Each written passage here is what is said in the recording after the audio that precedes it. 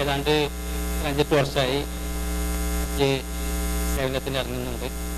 അപ്പോൾ സാധാരണയായി ഞാൻ പോകുമ്പോൾ ഞാൻ അറഫയുടെ അന്ന് രാത്രി നോമ്പ് തുറന്നതിന് ശേഷമാണ് ഞാൻ മിനയിലേക്ക് പോകാറുള്ളത്.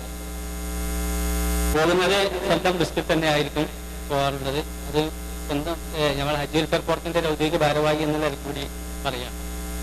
പോകുന്ന സമയത്ത് നമ്മൾ കുറേ കാര്യങ്ങൾ മുൻകൂട്ടി സ്വന്തമായി കുറേ പ്രിപ്പറേഷനുകൾ ചെയ്യേണ്ടതുണ്ട്. ആ ഒരു വിഷയമാണ് ഇവിടെ പരാമർശിക്കാൻ പറഞ്ഞിട്ടുള്ളത്. അതായത് നമ്മൾ പോകുമ്പോൾ നമ്മൾക്ക് കുറേ കാര്യങ്ങൾ സ്വന്തമായി ചെയ്യേണ്ട കാര്യങ്ങൾ എന്ന് വെച്ചാൽ നമ്മളുടെ ഭക്ഷണം, നമ്മുടെ ആരോഗ്യം എന്നീ കാര്യങ്ങൾ നമ്മൾ ശ്രദ്ധിക്കേണ്ടതുണ്ട്. ഇപ്പോൾ ഭക്ഷണത്തിന് വേണ്ടി നമ്മൾ മിനയിലെത്തുമ്പോൾ മിനയിൽ നമുക്ക് പ്രത്യേകമായി ഭക്ഷണം കിട്ടുകയില്ല. അതുപോലെ തന്നെ അവിടെ കിട്ടുന്ന ഭക്ഷണം നമുക്ക് നമ്മുടെ ആരോഗ്യത്തിന് പറ്റാത്തത് കൊണ്ട് ഞാൻ സാധാരണയായി കൊണ്ടുപോകാറുള്ളത് കുറച്ച് ബിസ്ക്കറ്റ്, അല്ലെങ്കിൽ ഈത്തപ്പഴം, ഫ്രൂട്ട്സ് ആകുമ്പോൾ കുറച്ച് കനം കൂടും. അപ്പോൾ നമ്മൾ ഫ്രൂട്ട്സ് നമ്മൾ അവിടുന്ന് വാങ്ങാൻ പറ്റിയിട്ട് വാങ്ങും. ഇവിടെ നിന്നാകുമ്പോൾ നല്ല ഈത്തപ്പഴം കുറച്ച് വാങ്ങും, അല്ലെങ്കിൽ നല്ല കേടില്ലാത്ത നല്ല ബിസ്ക്കറ്റ് കുറച്ച് കൊണ്ടുപോകും. ഈ ബിസ്ക്കറ്റും ഇത് കൊണ്ടുപോവുകയാണെങ്കിൽ നമുക്ക് മിനയിലേക്ക് നേരെ ഞാൻ പോകാറുള്ളത് നമുക്കൊരു അക്കോമഡേഷൻ മിനയിൽ ഹജ്ജ് വെൽഫെയർ ബോർഡിന്റെ അക്കോമഡേഷൻ ഉണ്ടാവും. ഈ അക്കോമഡേഷനിൽ പോയി നമ്മൾ പേര് രജിസ്റ്റർ ചെയ്യുന്നു. അവിടെ നിന്ന് നമുക്ക് വളണ്ടിയർ കാർഡ് കിട്ടും, നമ്മുടെ ജാക്കറ്റ് കിട്ടും. ഈ ജാക്കറ്റ് കിട്ടിയാൽ നമുക്ക് പ്രത്യേകമായ സ്ഥലം ഒരു പ്രത്യേക സമയത്തേക്ക് നമുക്ക് പോകാൻ വേണ്ടി നമ്മളൊരു നിർദ്ദേശിക്കപ്പെട്ടിട്ടുള്ള നമ്മുടെ സംഘടനയാണെങ്കിൽ ആ സംഘടനയുടെ കെയർ ഓഫിൽ നമ്മൾ നിർദ്ദേശിക്കപ്പെട്ടിട്ടുണ്ടാകും. ആ നിർദ്ദേശിക്കപ്പെട്ട സ്ഥലത്തേക്ക് നമ്മൾ പുറപ്പെടുമ്പോൾ ഇത്തരം ബിസ്ക്കറ്റ് കൊണ്ടുപോകും, അല്ലെങ്കിൽ ഈത്തപ്പഴം അതുപോലെ സാധനങ്ങൾ കൊണ്ടുപോകും. കൂടാതെ നമുക്ക് ഇവിടെ കാണിച്ചതുപോലെ മാപ്പുകൾ കിട്ടാറുണ്ട്, അവിടെ വിതരണം ചെയ്യാം. ഈ മാപ്പുകൾ കിട്ടുമ്പോൾ നമ്മൾ അത് കയ്യിൽ ചുറ്റിപ്പിടിച്ചിട്ടെങ്കിൽ ഏതാനും മണിക്കൂറുകൾ കൊണ്ട് തന്നെ ആ മാപ്പുകൾ കീറുകയും മറ്റൊക്കെ ചെയ്യും. അപ്പോൾ ഒരു പ്ലാസ്റ്റിക്കിന്റെ ഒരു പൗച്ച്, പ്ലാസ്റ്റിക്കിന്റെ കവറ് കയ്യിൽ കിട്ടുന്നത് നമ്മുടെ മാപ്പ് സുരക്ഷിതമായി സൂക്ഷിക്കാൻ നമുക്ക് നന്നായി. അതേപോലെ തന്നെ ഒരു പെന്ന്, ഒരു കടലാസ് കഷ്ണം, അതിന്റെ ആവശ്യം ഞാൻ പിന്നീട് പറയാം. അതേപോലെ മാസ്ക്. ഇപ്പോൾ പനി കാരണം കഴിഞ്ഞ കുറി നമ്മൾ മാസ്ക് വളരെ അധികം എല്ലായിടത്തും വിതരണം ചെയ്തിരുന്നെങ്കിൽ ഇക്കുറി മാസ്കിന്റെ കാര്യങ്ങളും കേൾക്കാനില്ല. അപ്പോൾ ഹജ്ജ് വെൽഫെയർ ബോർഡിന്റെ കീഴിൽ ഈ മാസ്കും അതുപോലെ തന്നെ ഈ പ്ലാസ്റ്റിക്കിന്റെ കവറും കൊടുക്കുന്നത് നന്നായിരിക്കും. ഈ പ്ലാസ്റ്റിക്കിന്റെ കവറ്, മാസ്ക്, പിന്നെ അതുപോലെ തന്നെ നമ്മൾ ഉപയോഗിക്കാൻ വേണ്ടി പിന്നെ ഒരു സാധാരണ ഷൂ ഇട്ട് പോകുന്നതിന് പകരം നല്ല കനം കുറഞ്ഞ ചെരുപ്പ്, അതല്ലെങ്കിൽ ക്യാൻവാസിന്റെ ഷൂ, ഇത് ഉപയോഗിക്കുന്നത് നമുക്ക് കാലുകൾ വിള്ളാതിരിക്കാനും നമുക്ക് സുഖമായി നടക്കാനും ഓടാനും ഒക്കെ കൂടുതൽ ദൂരം നടക്കാനൊക്കെ വളരെ സൗകര്യമായിരിക്കും. നമ്മുടെ സാധാരണ ഷൂവിലേറെ നല്ലതായിരിക്കും. അതുപോലെ തന്നെ കനം കുറഞ്ഞ ചെരുപ്പായിരിക്കും നന്നായിരിക്കും. കൂടുതൽ നടക്കുന്നത് കൊണ്ട് ചവിട്ടുകയും ഒക്കെ ചെയ്യുമ്പോൾ ചെരുപ്പ് കേടുകയൊക്കെ ചെയ്താലേ നമുക്ക് ഒരു മിനിറ്റ് പോലും നമുക്ക് ചെരുപ്പില്ലാതെ നടക്കാൻ സാധിക്കില്ല. അപ്പോൾ പറ്റുമെങ്കിൽ എക്സ്ട്രാ ചെരുപ്പും കയ്യിൽ സൂക്ഷിക്കുക. കൂടാതെ നമ്മുടെ അടുത്ത് ഒരു മൊബൈല് എല്ലായിടത്തും ഉണ്ടാവും. അപ്പൊ മൊബൈൽ ഉണ്ടാകുമ്പോൾ മൊബൈലിന്റെ ചാർജർ പ്രത്യേകമായി നമ്മൾ മിനയിലേക്ക് പോയി കഴിഞ്ഞാൽ പിന്നെ ചാർജർ കഴിഞ്ഞാൽ നമുക്ക് ചാർജ് ചെയ്യാൻ സാധിക്കില്ല.